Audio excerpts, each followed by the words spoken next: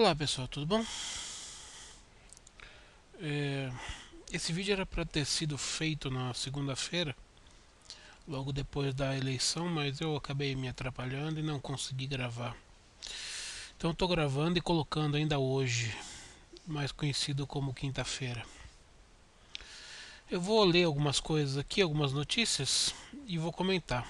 Primeiro, antes de tudo, é, assim, isso aqui é um balanço geral das eleições, né? É evidente que não dá para cobrir tudo, porque eu não vou fazer um vídeo gigantesco, não dá para cobrir o Brasil inteiro. Então eu vou cobrir o Brasil, que é o mais importante, algumas notícias que incluem várias partes do Brasil, um panorama geral e falar um pouco de São Paulo, que é onde eu. São Paulo e do Rio também. Que São Paulo é onde eu moro e o Rio de Janeiro é minha segunda casa, vamos dizer assim. Então, vamos abrir aqui as notícias. Primeira coisa, né? Resultado do primeiro turno. Bom, obviamente todo mundo já sabe. Deu Bolsonaro com 46%, Haddad 29%, Ciro Gomes 12%, Geraldo 4,76%. O que a gente pode entender desse primeiro turno? Em primeiro lugar, as pesquisas da grande imprensa, Datafolha, Ibope, essas porra toda, estavam erradas, evidentemente. Elas não estavam prevendo que foi quase uma vitória de primeiro turno. Talvez tivesse sido se não fossem aquelas denúncias de fraude nas urnas e tudo mais. Outra coisa que as pesquisas não detectaram é que a Marina simplesmente estava se decompondo. Eu não estou falando dela como pessoa, estou falando dela como candidatura, tá? Antes que faça alguma piada. Ela terminou, ela chegou a estar em segundo lugar na campanha, ela terminou em oitavo lugar, com 1% dos votos. Ela conseguiu a façanha de terminar atrás do Henrique Meirelles, atrás do Cabo Daciolo e atrás do João Amoedo. Então, acho que Marina, finalmente, ela foi colocada no devido lugar que ela merece no país. Ou seja, 1% tá bom demais para aquela mulher. Não merece mais do que isso. Bom, enfim, o que se esperava aconteceu. A gente podia ter dois cenários. O primeiro era a vitória do Jair Bolsonaro em primeiro turno. Isso eu acho que não ocorreu por alguns fatores. Se você considerar que não houve fraude, tá? Estou considerando que não houve fraude. Pode ter havido. Primeiro, as pesquisas não davam a ele essa eleição em primeiro turno, as pesquisas brasileiras. Algumas pesquisas internacionais davam. Davam, na verdade, na margem de erro, né? Então você teve muita gente que é, acabou fazendo um voto útil no Haddad, né? O Haddad acabou tirando. Quem não gostava do Bolsonaro acabou votando no Haddad. Ele tirou voto do Ciro, do Alckmin, da própria Marina, de todo mundo ali da esquerda para fazer uma polarização, uma bipolarização, né? Enfim, esse foi o resultado. Resultado razoável e certamente agora uma vitória tranquila no segundo turno. Evidente, se você for considerar para onde vão os eleitores. Bom, o Ciro Gomes evidentemente apoia o Haddad. Ele não disse especificamente, mas já disse numa entrevista, ele não. O que significa ele não? Ele não significa Bolsonaro não. Você tem duas opções. Ele diz ele não para uma opção, obviamente que ele está indicando voto para a segunda. Óbvio. O PSDB parece que liberou a bancada, não vai fazer apoio a nenhum dos dois, pelo menos apoio oficial a nenhum dos dois. Aqui em São Paulo, o Dória já demonstrou apoio ao Bolsonaro, ele é totalmente contra o PT. E a gente não sabe, vamos ser sinceros, a gente não sabe se o Dória está dando esse apoio ao Bolsonaro porque ele quer pegar os votos do Bolsonaro aqui e ele vai disputar o segundo turno com Márcio França. Márcio França é do PSB, evidentemente alinhado com Haddad, com PT, com esquerda radical. Eu não sei, a gente não sabe se ele quer pegar os votos do Bolsonaro, que ganhou no estado de São Paulo, capitalizar para que ele ganhe no segundo turno, ou se realmente de fato ele está realmente ao lado do Bolsonaro. A gente sabe que os dois não são muito aliados, porque o Dória, apesar dele não ser um cara de esquerda, ele abraça algumas agendas de esquerda, porque ele é do PSDB, afinal de contas o PSDB é um partido social-democrata, que é um partido de esquerda, não é esquerda radical, mas é esquerda. E talvez ele esteja capitalizando nisso aí. Mas o importante é o seguinte: o importante é que ele pelo menos se posicionou. O resto do PSDB parece que vai ficar no muro, como sempre. Bom, e aí a gente teve aqui em São Paulo. ah, Aqui em São Paulo, para ter uma ideia, a votação para presidente deu 53% Bolsonaro, 16% Haddad e 11% Ciro Gomes. O Geraldo Alckmin não ganhou nem em São Paulo. Puta que pariu, que desgraça para o PSDB. Nós vamos comentar já já sobre o PSDB. Bom, e aqui uma passadinha rápida pela eleição de São Paulo. Vai ter segundo turno, evidentemente. Era esperado um segundo turno entre Dória e Scaff. E no último minuto acabou passando Márcio França. E passou por muito pouco, na verdade, né? O Márcio França ganhou do Scaff por aqui, 21,53% Márcio França, 21,09% Scaff. Então foi 40,44%. Isso dá em votos menos de 100 mil votos, dá em torno de 90 mil votos. No universo de aqui em São Paulo, no universo de 20 milhões de votos válidos, 20 milhões e 200 mil votos válidos, uma diferença de 200 mil assim, ridícula, né? Então, tudo dava a intenção que seria o Paulo Scaff que iria para o segundo turno. A gente pode entender aqui como o Márcio França era vice do Alckmin, ele assumiu o governo quando o Alckmin renunciou para a presidência. Então, a gente pode entender aí como o Márcio França tendo sido beneficiado, evidentemente, pela máquina, né? É o cara que está no poder hoje. O PT novamente naufragou, ficou em quarto lugar com 12%. E o resto é mixaria. E aqui no Senado a gente teve uma surpresa enorme também em São Paulo, porque até as últimas pesquisas sempre davam Eduardo Suplicy lá em cima, Eduardo Suplicy lá em cima. Era o grande nome, era o cara que já estava quase eleito, praticamente eleito. Em segundo lugar sempre constava a Mara Gabrilli. E no dia das eleições, eis que aparece Major Olímpio, que sempre apareceu em terceiro ou quarto. Eis que aparece Major Olímpio em primeiro, com 25,81% dos votos. Mara Gabrilli ficou em segundo, com 18,59%. E Eduardo Suplicy teve 13% dos votos. Ou seja, felizmente o paulistano não reconduziu esta peça de museu para o Senado. Não que ele seja uma má pessoa, mas ele é apenas um idiota útil, né? Manipulado pelos caciques petistas. Em quarto lugar ficou o Trípoli, depois Mauro Image e Mário Covas Neto. Interessante que o Mário Covas Neto é do Podemos, não é do PSDB, né? Um dos filhos do Mário Covas. Enfim, a gente teve também deputado federal mais votado, o Bolsonaro, bateu o recorde, né? Como deputado federal mais votado de todos os tempos. Depois tivemos a Joyce, que já era esperada, né? Por conta do canal dela, da fama dela, o canal dela é muito bem cotado e tal. Celso Russomano, que está sempre ali. E o Kim Kataguiri, que é daquele do MBL, né? Eles fizeram muita propaganda, gastaram muito dinheiro, tinha que estar eleito. E para deputado estadual, a votação expressiva da Janaína Pascoal, com 2 milhões de votos. Ela foi a musa do impeachment, vamos dizer assim, né? Em segundo lugar, Arthur Mamãe Falei, youtuber famoso. Terceiro, Carlos Gianazzi, PSOL, é um cara que tem algum mercado aqui em São Paulo. O PSOL, infelizmente, cresceu um pouco aqui em São Paulo. E em quarto ficou o Coronel Telhada, que ficou muito famoso aqui como o chefe da PM, né? Já não está no seu primeiro mandato, já está no segundo, eu acho, se não me engano. Ou ele era vereador, alguma coisa do tipo. Enfim, é isso. Vamos falar agora um pouquinho é, sobre as bancadas na Câmara dos Deputados, em Brasília, evidentemente. Então, o que mudou? Bom, em primeiro lugar, o fenômeno que a gente tem que entender, que foi muito positivo, é que os grandes partidos encolheram.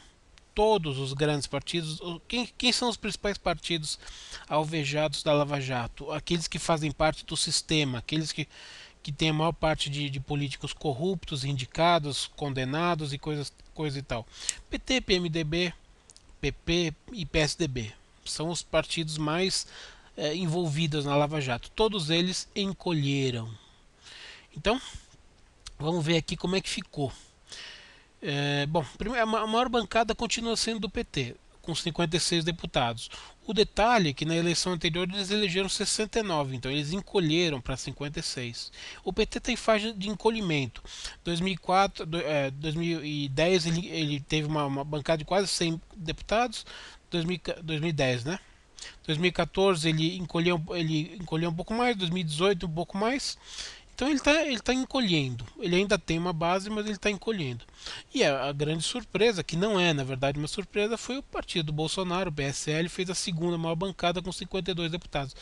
Por que não é uma surpresa? Porque a gente sabe que votação para presidente, normalmente quem vota para presidente acaba votando num candidato para deputado federal do mesmo partido. Então a eleição do Bolsonaro com 46%, a votação dele acabou alavancando também uma votação muito alta para o PSL. O PSDB, o PMDB foi o que mais perdeu. Ele perdeu, ele caiu de 66 eleitos na última eleição para 34. Claro, o PSL ganhou, foi de 1 para 52. Menos da metade dos deputados conseguiu se reeleger, o que é muito importante, uma renovação, né? E o PSDB, que já foi um partido muito grande, hoje em dia despencou. Olha aqui, o PSDB em 2014 tinha 54 deputados. Hoje o PSDB elegeu 29 deputados. O PSDB encolheu, assim como encolheu em tudo, né? Encolheu para a presidência. Você teve na última eleição o Aécio Neves disputando um segundo turno com a Dilma. E hoje nós temos um Geraldo Alckmin que não fez 5% de votos. Então o PSDB encolheu junto com o PT e com o PMDB, o que é muito bom para nós, que não gostamos de partidos com parlamentares envolvidos em sacanagens. Então, em 2014 nós tínhamos o PT com 69, agora nós temos o PT com 56. Então as bancadas ficaram assim: o PT 56, PSL 52, PP 37, MDB, que é o PMDB 34, o PMDB chegou a ter mais de 100 deputados numa época, hein? Tem 34 agora. O PSD 34, o PSD é do Kassab, o PR 33, o PSB 32, quem diria, o PSB está maior que o PSDB, hein? O PRB também, que era um partido de muito pouca expressão, agora tem 30 deputados. O PSDB 29 está encolhendo.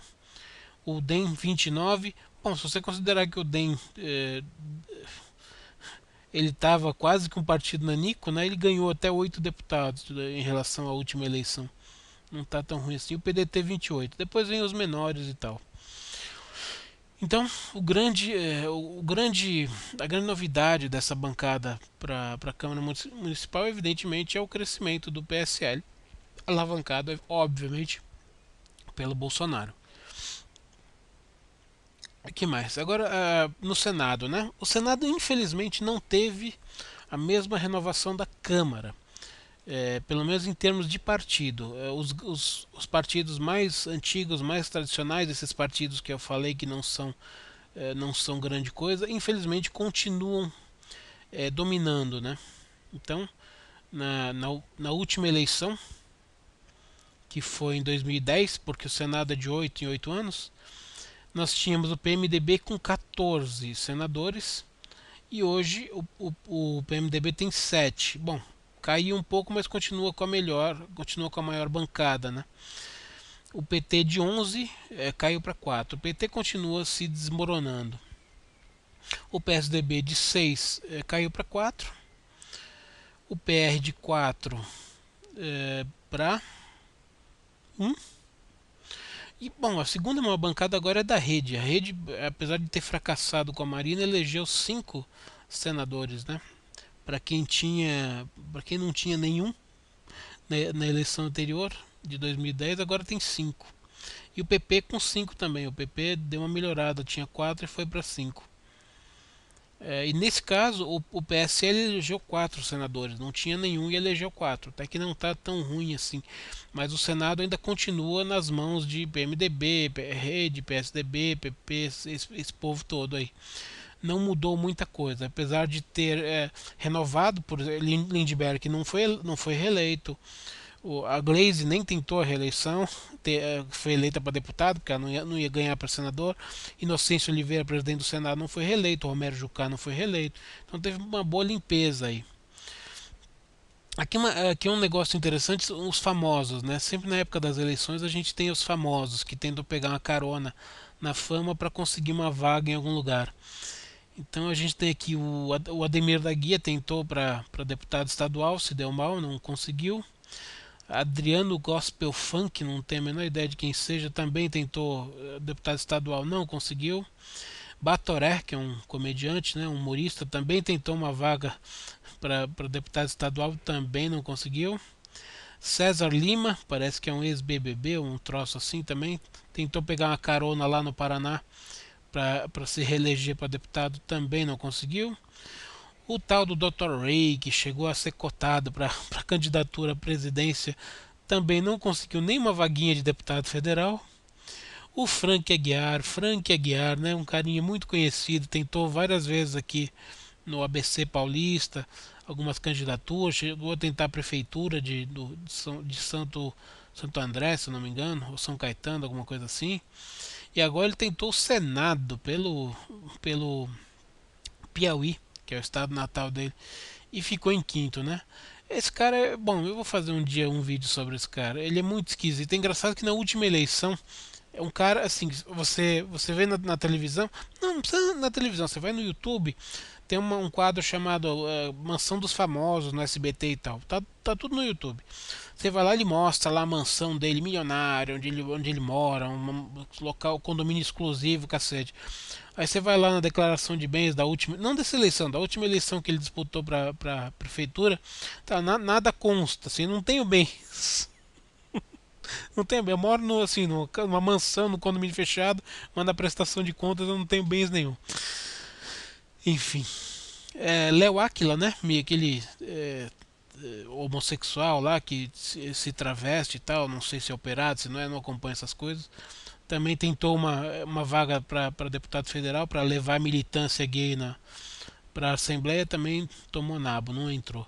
Marcelinho Carioca, que também está sempre tentando uma boquinha na política, né? Também se deu mal. Marcos Harter, não tenho a menor ideia de que seja isso, é BBB, também deputado federal, não se deu bem. Matos Nascimento, parece que é cantor gospel, tentou uma vaga pelo Senado, também não se deu bem. Aqui começa as desgraças maiores. MC Bandida, MC Barriga, MC Carol, MC Doca, MC Ticão. Só merda, né? Tudo essas merdas tentando uma vaga em alguma coisa. Todos eles se deram mal. A Maurinho Imagem, né? Que era era do atletismo brasileiro, tentou uma vaga no Senado, não se deu bem. Oscar Maroni, o dono do Bahamas, meu vizinho aqui, também não se deu bem, teve 6 mil votos, tentou uma vaga para a Câmara de Deputado Federal e não se deu bem. Eu achei que ele até seria eleito, porque ele é muito bom de marketing, né? Paulo Brito, um tal de narrador aqui, também não se reelegeu, não se elegeu. O Popó, lutador Popó, também tentou uma vaguinha, não rolou. Renata Banhara, modelo e famosa por escândalos, também não rolou. Roberto Leal, aquele português cantor, também tentou uma vaguinha de deputado estadual, mas também não rolou. Rodrigão também não deu certo. Rodrigão do vôlei, né? O Romário foi uma decepção enorme. O Rio de Janeiro, decepção enorme para ele, né? Pelo menos até as últimas pesquisas, o Rio de Janeiro estava bipolarizado entre Romário e Eduardo Paes para o segundo turno da eleição para governador. E veio o Wilson Witzel e atropelou os dois. E pegou 41% e vai para o segundo turno com o Eduardo Paes. O Romário acabou despencando. Quase que ele não fica nem em terceiro, quase que ele fica em quarto, que o candidato do PSOL quase passou ele. Então, mais um famoso que não se deu bem. Tiffany Abreu, que é aquela trans que joga ou seja, homem vestido de mulher que joga na Liga Feminina. Mais um da militância que também não se deu bem. Ex-repórter de BBB, Vinícius Valverde, também não se deu bem. Agora os caras que se deram bem dos famosos, né? Alexandre Frota do PSL. Alexandre Frota tem uma vida toda enroscada, né? Mas parece que agora ele achou um rumo na vida. Pelo menos é o que parece, vamos ver. Foi eleito pelo PSL aqui em São Paulo, deputado. O Bebeto foi eleito pelo Podemos no Rio de Janeiro, estadual, né? O Danley, também outro jogador do goleiro do Grêmio, durante muitos anos foi eleito deputado federal no Rio Grande do Sul. A Joyce foi eleita aqui em São Paulo, deputado federal. O Jorge Cajuru, também um cara cheio de polêmica, cheio de problemas, foi eleito para o Senado de Goiás. Brandão, aquela pagodeira, né, do PCdoB, mandato aqui, o terceiro mandato como deputado. A Leila do vôlei foi uma surpresa, né, ganhou o Senado pelo Distrito Federal. Eu nem sabia que ela tinha militância política. Luiz Felipe de Orleans Bragança, PSL, aqui em São Paulo, ganhou para deputado federal, foi o meu candidato. Tiririca voltou, né? Ele faz discurso na Câmara dizendo que a política é podre, que ele vai sair, que ele não quer mais. Aí tá na outra eleição, volta ele de novo. É bom ganhar uma graninha a mais, né? Porra, quem é que não quer ganhar uns 30 pau a mais, né? Só vai trabalhar três dias por semana, 2 meses de férias, né? Pra ganhar 30 pau tá bom, né? Não dá nada, um lugar cheio de bandido, cheio de safado, num ambiente ruim, né? Mas ele faz o sacrifício de ser eleito mais uma vez, né? É certo.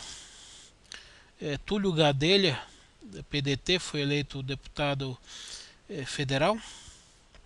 Túlio Gadelha, por que ele é famoso? É porque ele namora a Fátima Bernardes. Então virou celebridade. Oh, puta mau gosto do cacete. Mas enfim, gosto cada um tem o seu. Aqui uma outra notícia que eu já tinha dado, né? Menos da metade dos deputados federais conseguiu se reeleger, o que é muito interessante. Aqui tem até uma relação aqui dos partidos. O PT de 56 deputados eleitos, 40 foram reeleitos. O MDB de 34, 25. O PP de 37, 22. PR de 33, 21. PSD de 34, 19. Ou seja, basicamente em torno da metade. Alguns até um pouco mais, um pouco menos. O importante é que teve uma renovação de mais de 50% na Câmara. Isso é muito bom, considerando que 70% ou mais do Congresso estava envolvido na Lava Jato, né? É notícia muito interessante que eu já dei também. O presidente do Senado, Eunício Oliveira, não conseguiu se reeleger, o que é muito bom. Significa que agora ele não tem mais foro privilegiado, assim como Lindbergh Farias e outros. Ou seja, podem cair no colo do Sérgio Moro na Lava Jato. Romero Jucá também, outro cara que estava sempre envolvido em sacanagem, não se reelegeu. E Dançou também perdeu o foro especial, que é muito importante, muito interessante também. Em Minas Gerais, outra surpresa das pesquisas, né? Que davam sempre a Dilma liderando a corrida para o Senado, Dilma liderando, e chegou no dia da votação. Cadê Dilma? Não tem Dilma. Quem ganhou a eleição para o Senado? Em primeiro lugar, Rodrigo Pacheco, 20,49% dos votos. Segundo lugar, Carlos Viana, 20,22%. Terceiro lugar, Diniz Pinheiro, 18,42%. Dilma em quarto lugar, com 15,35%. E as pesquisas, né? As pesquisas davam a Dilma eleita para o Senado, ela ficou em quarto. As pesquisas davam o Suplicy eleito para o Senado, aqui em São Paulo ficou em terceiro. As pesquisas davam segundo turno Romário e Eduardo Paes no Rio de Janeiro, deu Witzel e Eduardo Paes, entre outras loucuras. Aqui dava Scaff e Dória, e deu Dória e Márcio França. Coisas do Brasil. Enfim, acho que é isso.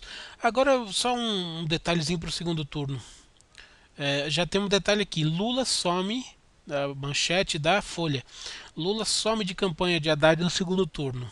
Ou seja, vão esconder o Lula para evitar a rejeição do Lula para o Haddad. Eles querem capitalizar os votos do Lula para o Haddad, mas eles não querem capitalizar a rejeição do Lula para o Haddad.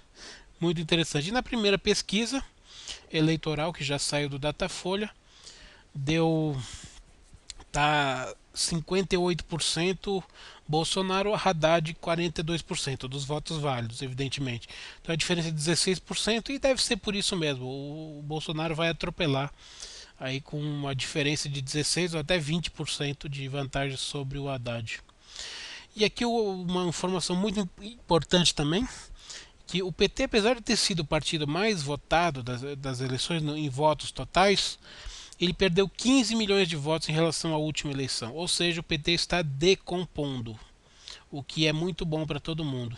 E assim, só para mostrar em números, o PT teve no total de votos, somando todos os candidatos de todas as áreas, 91 milhões de votos, e o PSL teve 90 milhões. Ou seja, o PSL, que começou agora, praticamente empatou com o PT em número de votos. O PSDB ficou em terceiro com 50 milhões, praticamente a metade, e o MDB 38 milhões. Ou seja, os grandes partidos encolhendo e reduzindo, que é muito bom. Tá certo? Bom, era isso. Então, uma saudação e até a próxima.